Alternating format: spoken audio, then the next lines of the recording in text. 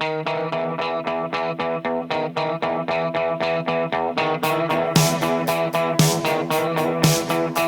the land of the blind, the one-eyed man is king. In the time of censorship, non-compliance is key. From an undisclosed location in FEMA Region 10, it's your host, Joshua Michael. You're not shy. You get around. You wanna fly. It's August 5th, 2023, and we are in a constitutional crisis. We are in a crisis for this country and the republic. And it is more urgent now than ever for everybody to get off of their chair and get active in this political contest that we are in. The preservation of the greatest country that ever exists is on the precipice of being captured by a global conglomerate, deep state, executive state, whatever you'd like to call it, the military-industrial complex. We are in a crisis right now where they are trying to solidify the coup that took place against Donald Trump in 2020. Welcome. I'm Joshua Michael. I'm your host today at Non-Compliant America. Thank you very much for joining and thank you for listening. Lots of things going on. Jack Smith seeks to get a protective order against a tweet that Trump stated earlier the other day. Excuse me, I had to spit my gum out here. The special counsel city cites a threatening Trump post. It was a threatening Trump post that Trump posted on his Truth Social the other day. The prosecutor asked the judge to who's overseeing the election interference case, which is the protection of the election, which in return is interfering with the coup. If that's the case, then yeah, absolutely, he's guilty. In the court filing, attorneys with special counsel Jack Smith's office requested that the U.S. District Judge Tanya Schutken ensure that the sensitive materials are used by Trump's defense team for only the trial, and the former president may view the material and the presence of his attorneys. So they're trying to put a gag order on all of this stuff. Now, here's where things are interesting, and this is a topic, this is an element I don't think a lot of people are talking about. Now, I am not a lawyer, I'm not a legal scholar, but there's definitely always two sides that happen. I know James O'Keefe had a lot of successes once the New York Times went to sue him, because that then allowed each party to request, one, depositions and put people under oath, but more importantly, it also allowed for them to do discovery requests. And this is where the trial could potentially get interesting. So, you know, everybody's worried and talking about, you know, Trump, this, that, and all this is going on. But here's something very interesting, is that if maybe, and I'm not saying this is the case, but it's a good thought experiment because I think it's important for people to understand. If Trump goes to trial with these guys, he can then do discovery requests against all the evidence with them, and ask for additional evidence that they may have. They may have additional evidence that they did not submit to the case because they don't want people to see it. Trump's lawyers potentially have access to all of that. All of it. And they can also do additional requests and everything else. Because that's what happened when James O'Keefe did and won that lawsuit against New York Times. It was interesting. Right? But now they're trying to shush him up because Trump posted on his social media, Truth Social, he says, "You're coming after me. If you come after me, I'm going to come after you," or something like that. I'm trying to scroll through, and here we go. "If you go after me, I'm coming after you." That's what he posted, right? So now apparently it's a vile threat that everybody needs to be concerned about. And now, you know, Trump is trying to murder people, and that's going to be the story. And the headlines, as you can see right now, it's all over. It's the top of Drudge, which is now CNN. Interesting. But it also demonstrates kind of a pulse of where the left is and where the propaganda is headed. I always like to see and look at all the different news that's going on. So the Wells Fargo thing, just on a little side note here, the Wells Fargo customer are reporting missing deposits from bank accounts again. And if you remember last week, we were talking about Dr. Zaid and Marcola.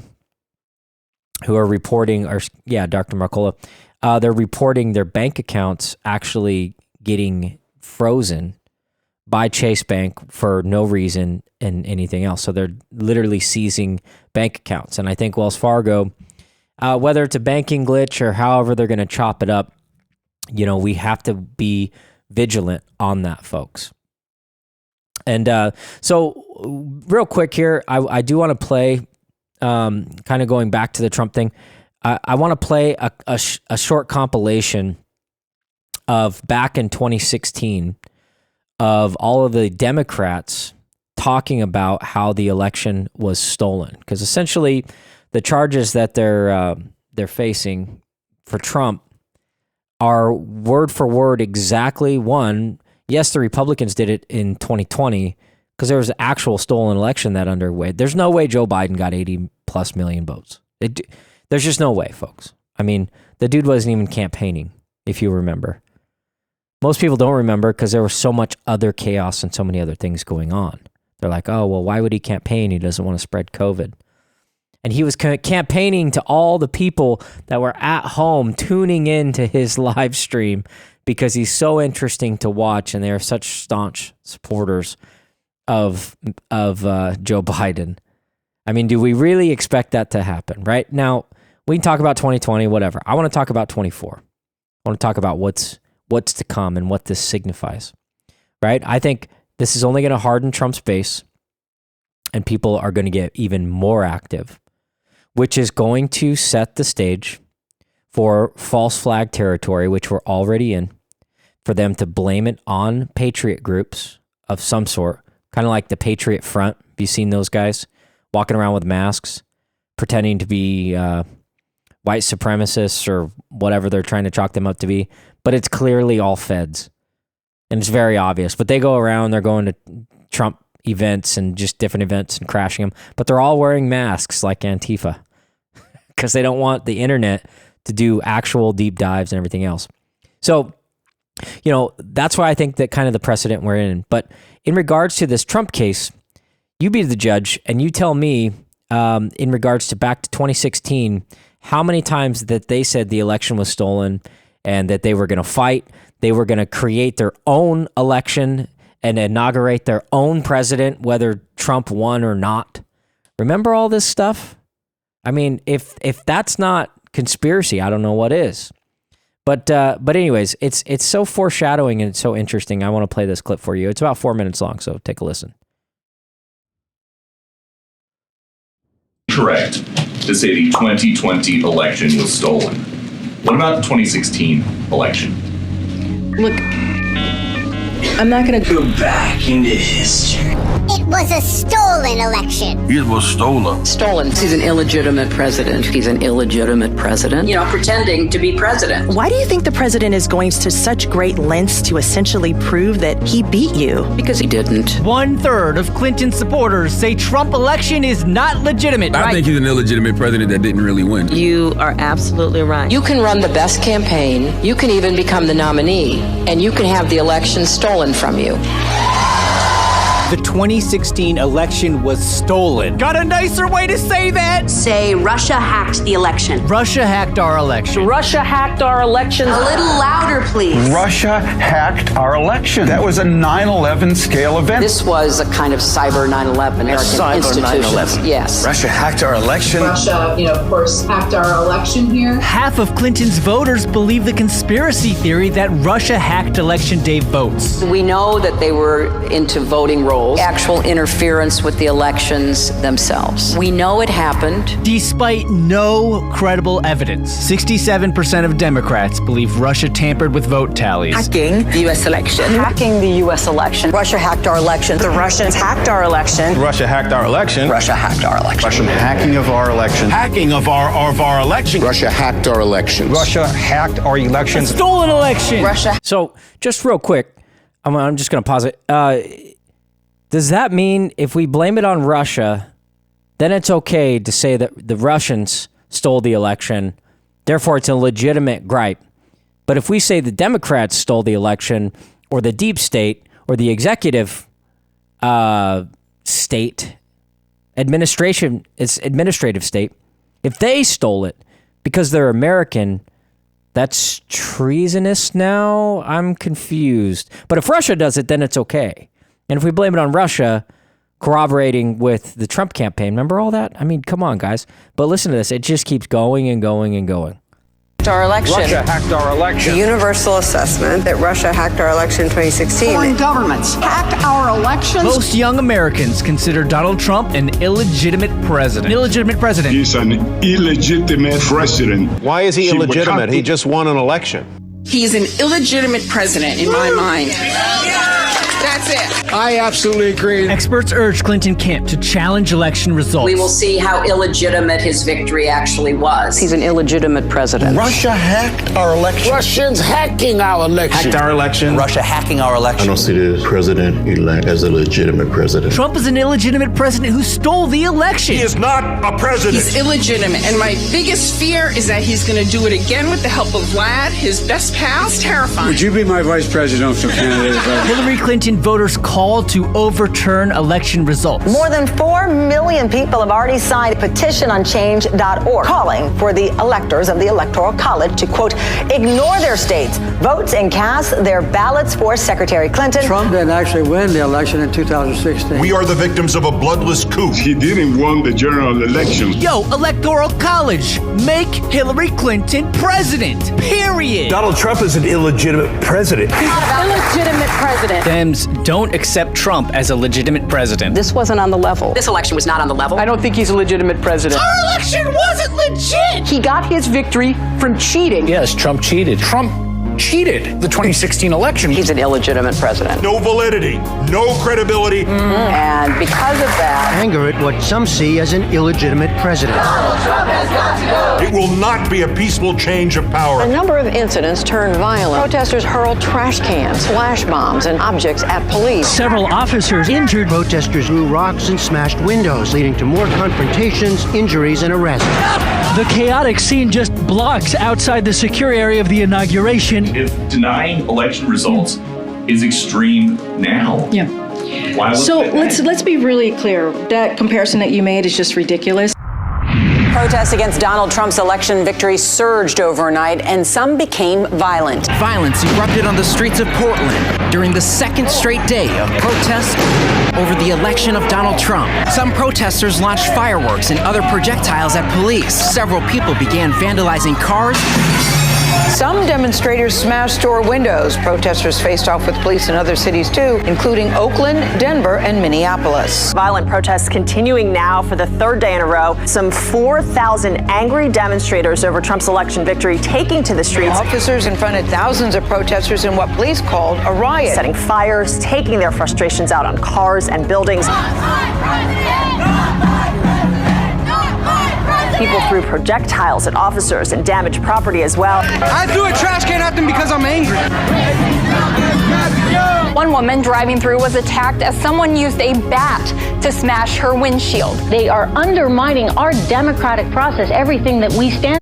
Yeah, so it goes on and on and on. You guys remember, right? All the people screaming in the streets, having just massive protests and everything else, real protests, lighting federal buildings on fire, the birth of Antifa, the birth of Black Lives Matter, the intimidation that kind of pursued on all through into up to the 2020 election and everything else. So where's the double standard, and where is the Republicans out to defend him right now? Where are they talking about this? The persecution, it's clearly illegal. They shouldn't be doing this at all.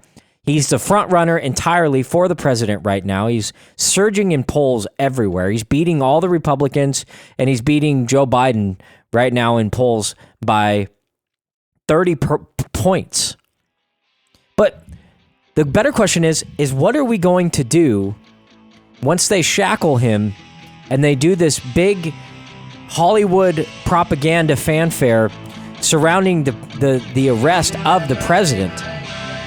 What are they trying to provoke? What are they going to do? That's the key question, is where are the false flags going to be coming, and how are we going to be defending against them?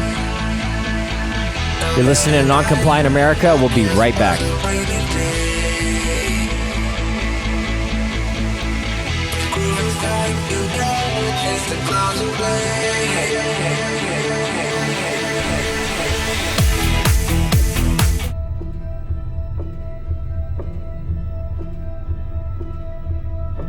Broadcasting from the formal state of Oregon in FEMA Region 10, it's your host, Joshua Michael.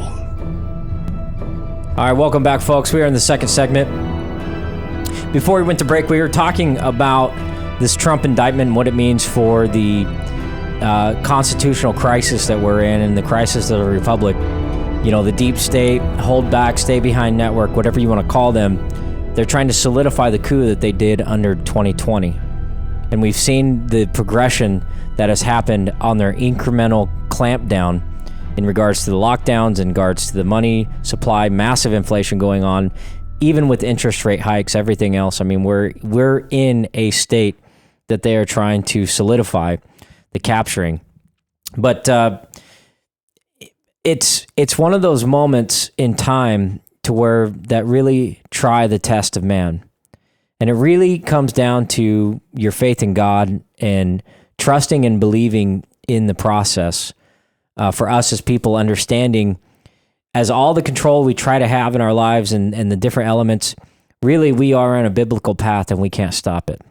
This is something that we have to endure, and it is the process in which we live and get to experience life, and we're blessed with all the blessings that we have surrounding our life. It's really the animation of that and that experience.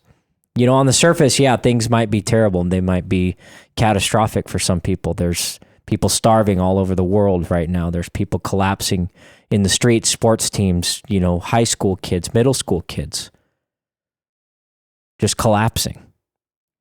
And nobody's there to help them. Nobody wants to get down to the nitty gritty. Nobody wants to fight for them. Nobody wants to defend for them. Not even only the thousands and thousands of kids coming across the border right now, being smuggled and put into sex slavery. There are over 85,000 missing kids around the United States. Why is nobody talking about that? Why is nobody talking about that?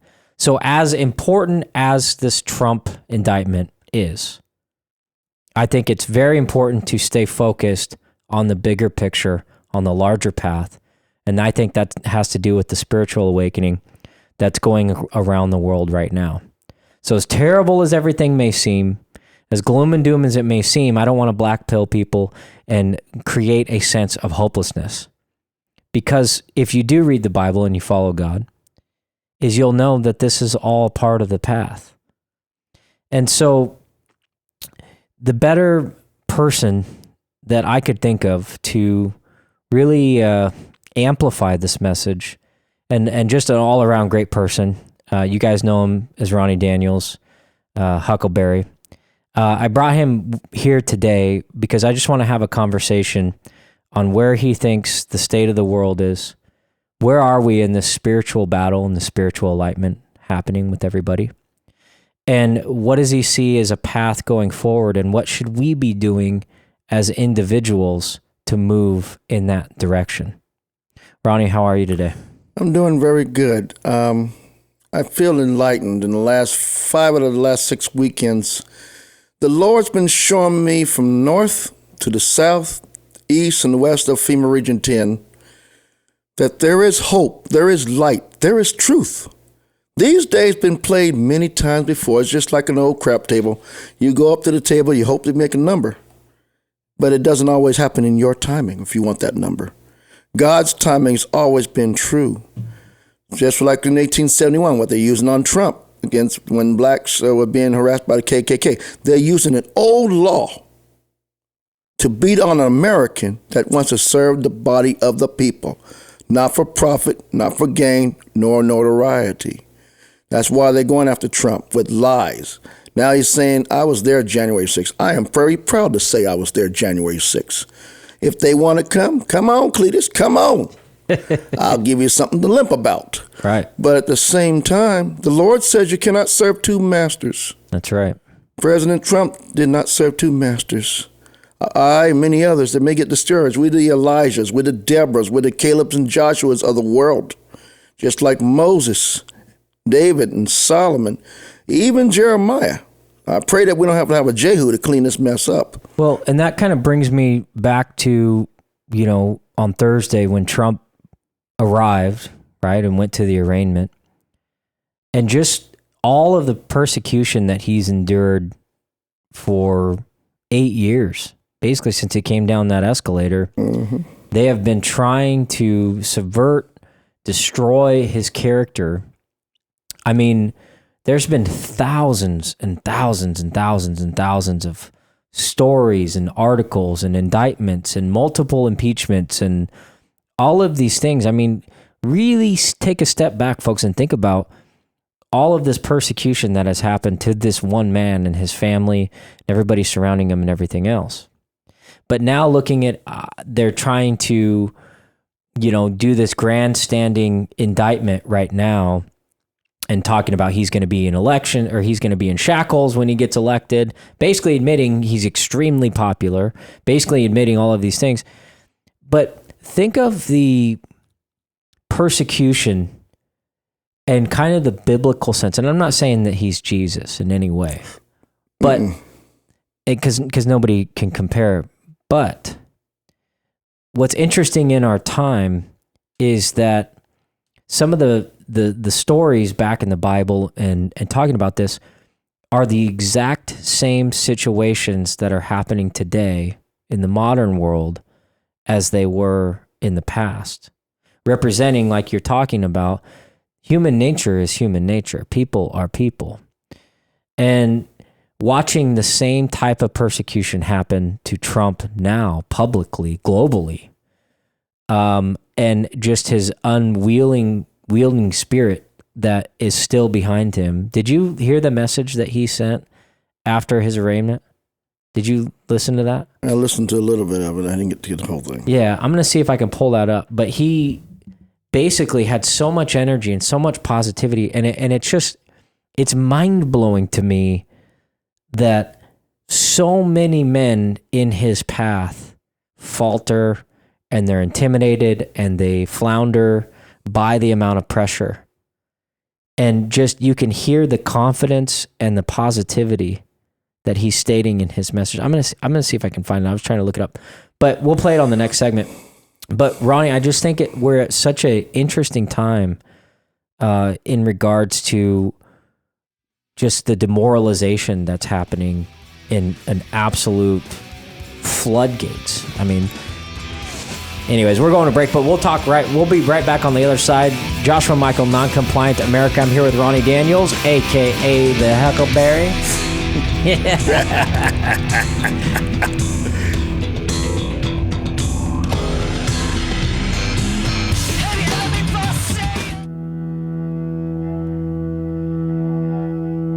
And now, live from an undisclosed location in FEMA Region 10, it's your host, Joshua Michael.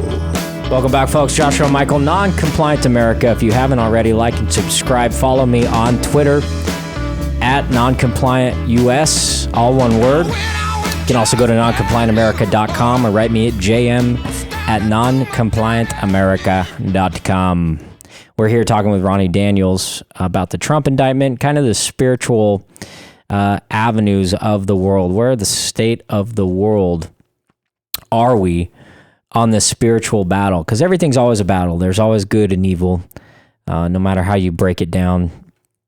And we're constantly fighting this. I mean, the Romans have endured, these types of things. All different types of civilizations that have existed since the end of time are fighting good versus evil.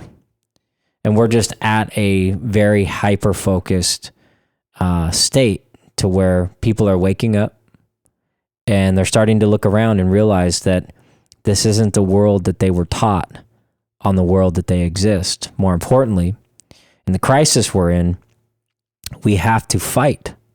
Not physically, but we have to fight for our future. This is finally something that we as people have to choose to get involved. And that's why cell phones, I believe, are so dangerous, and television and all of these things. As great as they are, they've been a pacifier for generations on bringing us to this state. So now we're contending against a digital system and a digital atmosphere and a digital reality that is getting into the conscious minds of people and inducting them into this fictitious world of existence, and they are able to function and operate in that virtual reality. So much so that they never have to step out of it. They never have the moments where they're feeling the sun beating on their face and they're self-reflecting over the past 5 years of their life, or they're in a sense of danger, or they get around a bear in the woods and just feel that rush and that thrill of energy of, the exhilaration that comes with living and existing. People don't do that. They have padded playgrounds, play dates. Kids can't go ride their bicycles around the neighborhoods anymore because everybody's scared of kidnappers, which is a real fear. I understand it. I'm a parent. But we've created this bubble away from nature where I think the real answer, one, is more spiritual education and enlightenment between people, studying the Bible, studying God, studying all these things. But more importantly, doing less. Less is the cure. Let nature overcome us as people and cure us with this illness and this sickness, because ultimately, I do think it is harbored around a lot of technology. And I want to talk about some nanotech on the next segment, some different things that have transpired with the vaccines and stuff. But Ronnie, I mean, where do you see the state of the world? Where do you see us as people? What are you seeing kind of around the Oregon area and stuff? And what good things are you seeing right now? Let's start with the good things. I was out in a little town called Dallas last weekend, Crazy Days. It was so nice to see the young boys and girls and adolescents as transcending the men and women being participatory. We had a game set up at my stand. I'm a Republican. I'm not ashamed of it. And then the most important is to talk to the people. Their hunger is so rich. We had almost 400 signatures this past last week for the school choice initiatives. And the reason is because we invite the kids and the parents come over. And the passion compared to 3 years ago, where you thought you're walking through the Walking Dead universe. Mm-hmm. But at the same time, what Josh was hitting on is almost like a Matrix moment. Let's just be in our VR world, not hold the 7 mountains of education, families, business, faith, government, music and the arts and technology. The Lord says, hold those mountains until He comes. Not just go through and wait to say, the rapture is here, but I'm ready for it.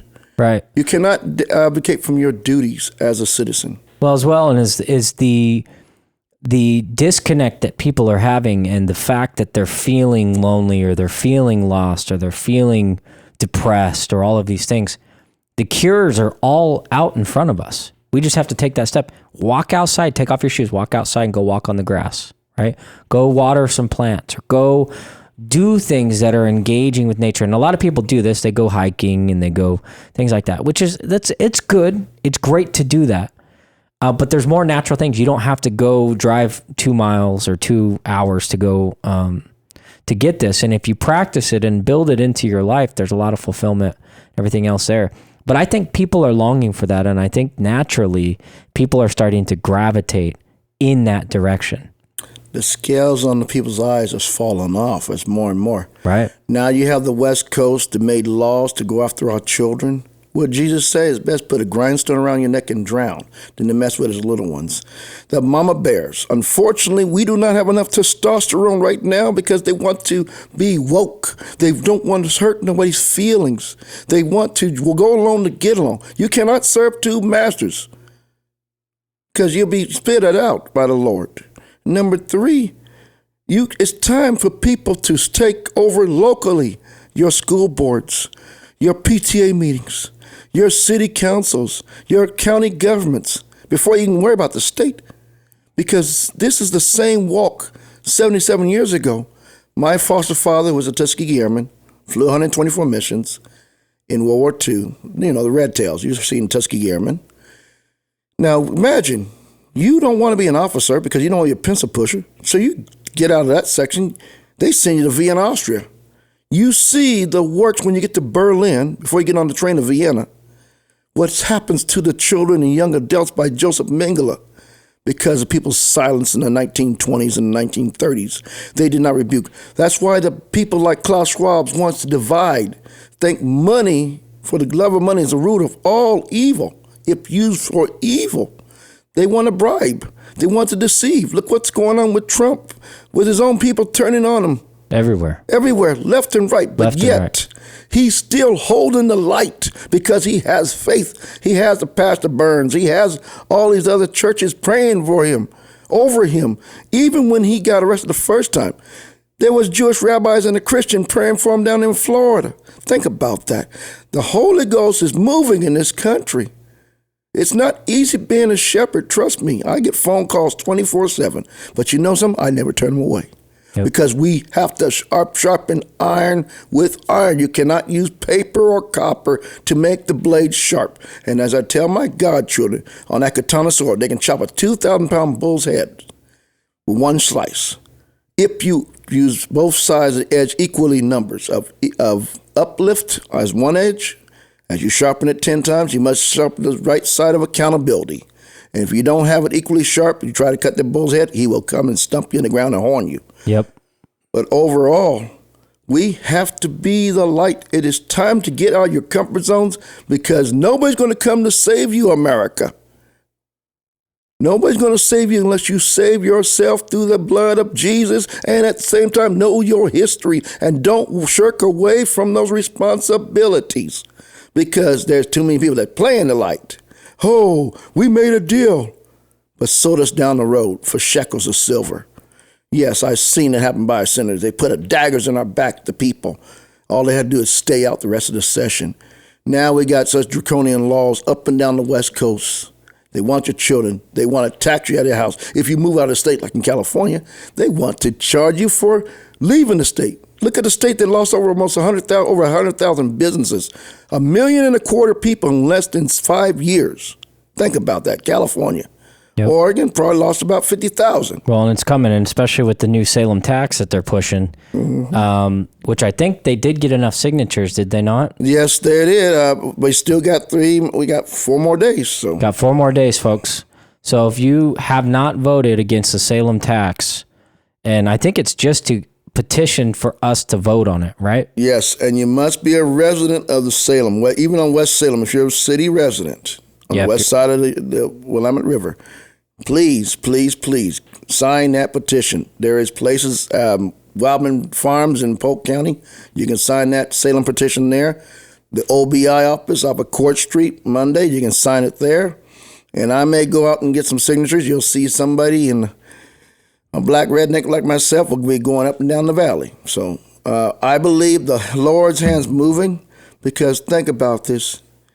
As you see sitting in a boiling pot of water, and the water, you don't realize that they turn the heat up on you. I'm the type that'll jump out of the water. I'm not going to be part of the system in that water. So I encourage you people, please sign this petition so you can have the right and stop this tyranny. Because if it passes, that means if I work in Salem, I still got to pay a tax, but you citizens of Salem can be the difference to stop this situation by signing that petition and turning out to vote, unless you got an extra $500, $800 a year to give away. Right, and if you're making on average $60,000 a year, you're going to pay on average $500 a year for this tax. For the homeless and for the first responders, where most of the first responders, what are they doing? Dealing with the homeless. Most of their calls now, they're getting for homelessness. All the homelessness going on, it's just chaos everywhere. Fires, too. We had 2 fires in less than 2 days. Oh, yes, there were. And a lot of car wrecks, too. I've seen a lot of car wrecks these past couple days. But anyways, be vigilant out there, folks. We got one more segment coming up. We're here talking with Ronnie Daniels, a.k.a. Huckleberry. We'll be right back.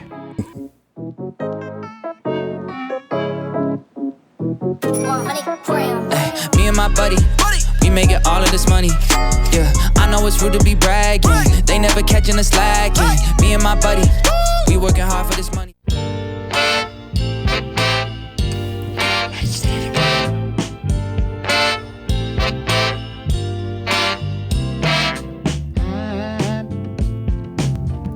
All right, guys, last segment. I'm here with Ronnie Daniels, talking about the future and the state of the world, the state of the consciousness, the evolution of man that's enduring right now, the mass awakening that's happening. Welcome. This is the first day of the rest of your life. My grandpa used to wake me up every morning when I was at his house. Mm-hmm. Hey, Josh, wake up. And I'd be like, what's up? He'd be like, wake up, this is the first day, the rest of your life. And I'm going, my brain. I had to think about that one, you know? Mm-hmm. But it woke me up. And, I'll never forget that stuff. But, so we were talking about certain things. I really want to talk about something that is coming out with the vaccines. Greg Reese just did a phenomenal report on nanotechnology, and we all know kind of the cloak and dagger elements around the vaccines, and they never told us what it was. They didn't, it never got approved officially.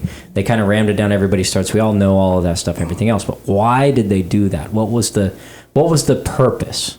Was it just to make us sick? Was it meant to put in these nanotech tracking systems? Well, it's coming out now, and we're starting to see more of it, evidence and research that's going on around the vaccinated as well as the unvaccinated. Take a listen. Dr. Charles Morgan, former CIA and consultant for the U.S. military on neurological sciences, spoke to cadets at West Point in 2018 about the current state of technology. He briefed the cadets on experiments from 2013 where humans were given neural implants that allowed them to control prosthetic arms with their thoughts. Experiments where one person can control another person's hands by just wearing an EEG cap. The person on the receiving end described the sensation as rather odd. He said, I didn't know anything until I saw my hand beginning to move. But the really fun part was that you're taking over somebody else's physical body with the mind of another human. So what do you think would be the next step? Experiments where information is transmitted from one mind to another, and experiments where memories are erased. Dr. Morgan admits they have the technology to target an individual person. But you can engineer anything. You can engineer a unique thing that would only kill one person in the world. And are working on the ability to erase the memories of any human they choose. Their biggest challenge 5 years ago was being able to interface with the hippocampus without the use of physical wires. And this is most likely one of the motivating factors for the deployment of the experimental COVID shots. Using dark field microscopy, Dr. Anna Maria Mihalcea has captured in great detail what the scientific literature describes as effective technologies that exist today. Technology such as quantum dots. Quantum dots are nanotechnology with the ability to organize, operate, communicate, and build structures within the blood. They do so with a tunable photoluminescence that can be programmed to dictate various tasks via optical communication. The description and images displayed in the scientific literature compared to what Mihalcea's dark field microscopy has captured are the same. You can see the quantum dots blinking in different colors, acting as the artificial intelligence directing the self-assembly around them. Bubbles are created within the blood that act as construction sites. Within these construction bubbles, the quantum dots organize the various materials into self-assembly. These technologies are being found in both the blood of the vaccinated and in the blood of the unvaccinated.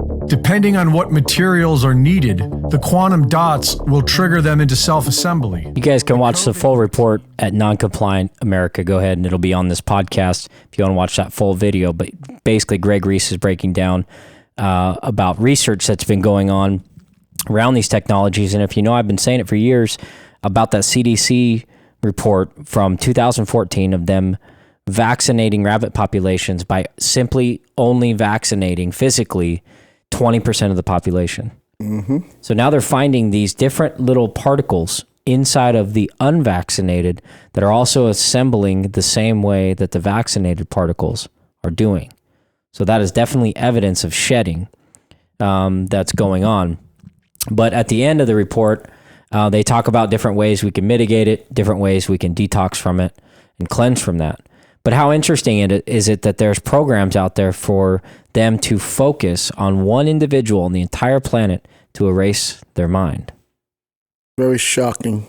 Did you watch the video of that lady that supposedly jabbed McConnell right before he stopped talking? Yes, I've seen that. You see the lady that came up and just hit him right in the hand and then he froze? Yes. It's crazy because you can see it wasn't even necessarily her. I mean, who knows what it really was? But if you look at all the people around him, they're all looking at the mark and at the point that he got nicked at his wrist. Yes. So it's a very odd reaction to have for that. I mean, who knows? They might have hit him with something, or what do you think? I think personally, when McConnell all of a sudden his eyes just got bug-eyed. He stopped talking. And stopped talking when she hit. And when you slow that video down, it's like it stopped him. It's no different than, it's like almost like a Jedi moment. Right. What you're talking with the technology of mind control. Yeah. Moving your joints. Yeah, moving somebody else's arm with your mind and simply just putting on a thing around your head. Go ahead and say they're basically trying to make God, they're trying to make soldiers. Right. Basically, go back to Star Wars, episode 1 and 2, when it was dealing with the Jedis and the Jedi Wars and 2. It's all about controlling the mind, the body, and the spirit to a direction. That's why when they incubated, and the one stormtrooper who had his own individual conscience, he fought against the rest, and he teamed up with the rebels in episode 2. But what's happening is basically we going to have to start rebuking verbally and watch our children. Because that's what they're trying to do. And the little nanobites, you can watch some of the autopsy pictures. You can find it on any of the sites. Right. Concerning those clots. The clots is bigger than my finger. They're pulling up a young man in Utah having almost 4 foot of clots pulled out of his leg. It's disgusting, folks. If you haven't seen the clotting videos, I highly suggest that you watch them because they are very informative. But one of the things, we're always talking about taking action. We're always talking about preparing and fighting back. Well, one of the ways that you can fight back, and we understand the power of chemicals. We understand the power of drugs. If you take fentanyl or heroin and you've never done it before or anything else, you're more than likely to overdose, or not can be able to control yourself or have no tolerance for that. So we understand the effects of chemicals. And one of the things that I think is important to recognize chemicals and different chemicals, they've done all kinds of tests in all the cities' water supplies and everything else for SSRI drugs. They find lithium, they find, antidepressants, everything in our water supply. So the most important thing I think you can do, one of the things you can do is fight back, is by filtering your water. Yes? Yes. California is proposing to reuse, listen to this now, their sewer water as drinking water, even though they had 1,080 inches of snow in Tahoe. Right. Well, they do that in Miami. I watched a whole thing on it, how they shocked the system. But one of the things I'm getting at is one of the ways that you can disinfect the water, for different water supplies. Obviously, if you can get a great water filtration system that's going to actually filter out the chemicals. Mike Adams has a great list. He tested about 15 different filters. So that's just one of the little tips and tricks. Closing arguments, closing statements. Ronnie, what else you got to say? Most important thing, be active, do not weaken. And if you're in FEMA Region 10, please sign the school choice and initiatives, because you can take the $8,600 per kid, go to any public school, charter school, private school of your choice. Stand up for your rights. Thanks, Ronnie. Have a great weekend, okay? I will.